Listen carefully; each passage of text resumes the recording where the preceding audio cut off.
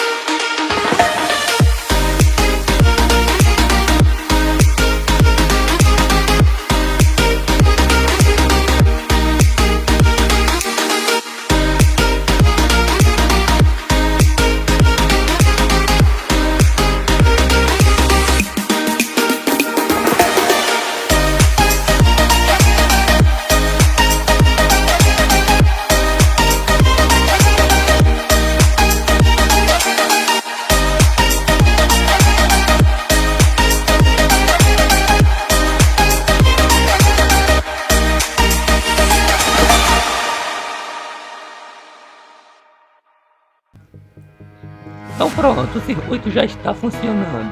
Mesmo sistema é utilizado em sinalizadores de helicópteros e aviões, e também em até algumas torres de transmissão. Então, se vocês gostaram do vídeo, deixe seu like, sua curtida, se inscreva no meu canal bem aqui em cima se você ainda não é inscrito ou inscrita. Ative o sininho para todas as notificações e até o próximo vídeo do canal.